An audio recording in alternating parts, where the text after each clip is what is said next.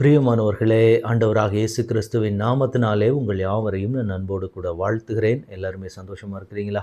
இந்த நாளிலே தேவனாகிய கர்த்தர் நம்மோடு கூட பேசுகிற ஒரு வார்த்தை என்னவென்றால், புலம்பலின் புஸ்தகம் 3ஆம் அதிகாரத்தினுடைய 25ஆம் வசனம். தமக்கு காத்திருக்கிறவர்களுக்கும் தம்மை தேடுகிற ஆத்துமாவுக்கும் கர்த்தர் நல்லவர். இந்த வார்த்தை கேட்டுக்கொண்டிருக்கிற எனக்கன்பான தேவனுடைய பிள்ளைகளே, தேவனை தேடுகிறவர்களுக்கும் தேவனிடத்திலே விசுவாசத்தோடு நிற்கிறவர்களுக்கும் என் தேவன் எப்படியாகிலும் என் வாழ்க்கையிலே நான் வேண்டிக் கொண்டதை தேவன் செய்வார். இந்த வாக்குத்தத்தத்தை ஆண்டவர் எனக்கு கொடுத்திருக்கிறார்.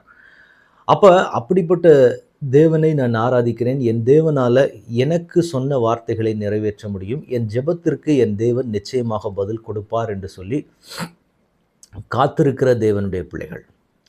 அதே போல தினந்தோறும் ஆண்டவருடைய சமூகத்தில் சென்று வேதத்தை நேசித்து அதை வாசித்து ஜெபத்திலே தேவ சமூகத்திலே காத்திருந்து தேவனை தேடுகிற அனுபவத்தில் நிற்கிற தேவனுடைய பிள்ளைகளுக்கும் இங்கே வேதம் காண்பித்து கொடுக்கிறது. அப்படிப்பட்ட தேவனுடைய பிள்ளைகளுக்கு கர்த்தர் நல்லவராக இருக்கிறார்.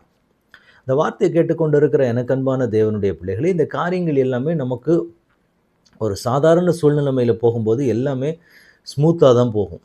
ஆனால் ஒரு இக்கட்டான சூழ்நிலையின் வழியாக நாம் கடந்து போகும்போது அந்த சூழ்நிலையிலே அந்த காரியத்திலே நாம் எப்படிப்பட்டதாக நாம் பார்க்கிறோம், அது ரொம்ப முக்கியமான ஒன்று. இதுவரைக்கும் நாம் தேவ சமூகத்துக்கு முன்பாக ஒரு சாதாரண நாட்களிலே நாம் நிற்கிறது வேற.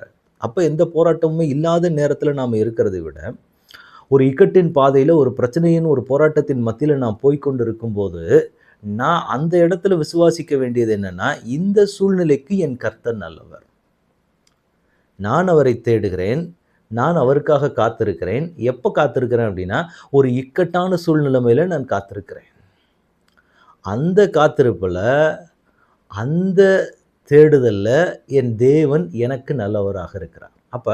அவர் நல்லவராக இருக்கிறார் என்று சொல்லும்போது அவர் நன்மை செய்கிறவர் என்பதை நாம் புரிந்து கொள்ள வேண்டும். அந்த இக்கட்டான சூழ்நிலையும் எனக்கு ஒரு நன்மையை கொண்டு வரும். இதுதான் நம்ம எல்லாருமே புரிந்து கொள்ள வேண்டிய ஒரு காரியம். ஆண்டவர் இன்றைக்கு நமக்கு கற்றுக் கொடுக்கிறது என்னன்னா, கர்த்தரை தேடுகிற பிள்ளைகளுக்கும் சரி, கர்த்தருடைய காத்திருக்கிற பிள்ளைகள் எல்லாருக்குமே நீங்க கடந்து போகிற பாதையில சூழ்நிலைமையில என்ன நடந்தாலும் சரி, அவர் நல்லவர் என்பதை நாம் எப்படி பார்க்கணும் அப்படின்னா, எனக்கு அவர் நன்மை செய்கிறவர். அதே மாத்திரம் கிடையாது, நான் போகிற பாதையில் எனக்கு அனுமதிக்கப்படுகிற எல்லா சூழ்நிலையுமே என் நன்மைக்காக தான். ஏனென்றால் நான் ஆராதிக்கிற தேவன் நல்லவர். வசனம் சொல்லுகிறபடி அவர் நன்மை செய்கிறவராக சுற்றி திரிந்தார் என்று சொல்லி நாம் இயேசு கிறிஸ்து இந்த பூமியில் வாழ்ந்த நாட்களிலே நாம் பார்க்கிறோம். அவர் எதை செய்தாலும் சரி, எதை அனுமதித்தாலும் சரி, எப்படிப்பட்ட பாதைகளின் மத்தியிலே ஊடுருவி போனாலும் சரி, ஆண்டவர் இன்றைக்கு நமக்கு ஒரு வாக்கு கொடுக்கிறார். அவைகள் எல்லாமே நம்முடைய நன்மைக்காக. ஏனென்றால் நான் ஆராதிக்கிற தேவன் நல்லவர். ஒரு நல்லவராக இருக்கிற ஒரு தேவன் எப்படி நம்முடைய வாழ்க்கையிலே தீமைகளை அனுமதிக்க முடியும்? எப்படி நமக்கு தீமை செய்வார் என்று நாம் நினைக்க முடியும்? அந்த பாதை போகும்போது அது கொடுக்கப்பட்டிருக்கிற அனுமதி நமக்கு எப்படி தெரியும் அப்படின்னா, ஒருவேளை தீமைக்கு நேராக இது நம்மை கொண்டு போய் விடுமோன்னு நமக்கு தோணலாம்.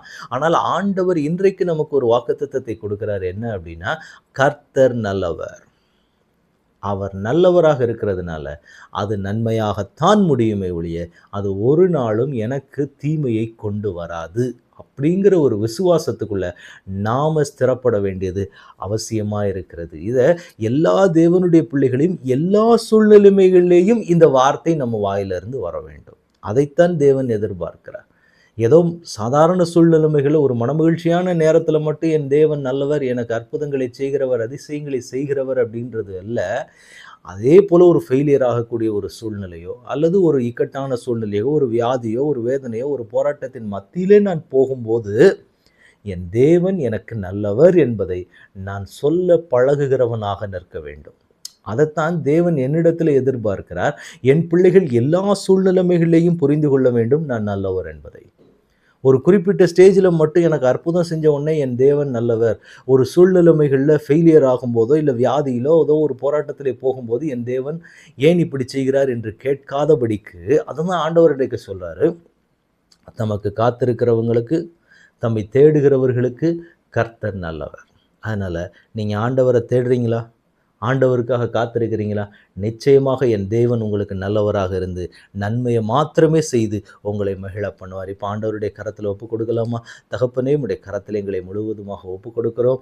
பரலோகத்தின் தேவனானவர் இம்மட்டுமா எங்களை ஆளுகை செய்தீங்க, வழி நடத்தினீங்க, எல்லா தடைகளையும் உடைத்து கர்த்தர் எங்களை பாதுகாத்து பலப்படுத்தி வந்தீங்க. இப்பொழுதும் உம்முடைய கரத்தில் எங்களை ஒப்புக் கொடுக்கிறோம் ஆண்டவரே. உம்மை தேடுகிறவர்களுக்கு, உமக்கு காத்திருக்கிறவர்களுக்கு நீர் நல்லவராய் இருக்கிறதை போல எங்கள் வாழ்க்கையிலேயும் உம்முடைய சமூகத்தில் நாங்கள் காத்திருக்கிறோம், உம்மை தேடுகிறோம். நீரும் எங்கள் வாழ்க்கையில் நன்மை செய்கிறவராக இருந்து எல்லா காரியங்களையுமே நீர் செய்ய போகிறதற்காக ஸ்தோத்திரம். உங்கள் கரத்தில் அப்படியே எங்களை முழுவதுமாக தாழ்த்தி அர்ப்பணிக்கிறோம் தகப்பனே. தடைகளை உடைங்க, சூழ்நிலைகளை மாற்றுங்க. இயேசு கிறிஸ்துவின் நாமத்தில் ஜெபம் கேளும் எங்கள் நல்ல பிதாவே. ஆமேன், ஆமேன், ஆமேன். God bless you.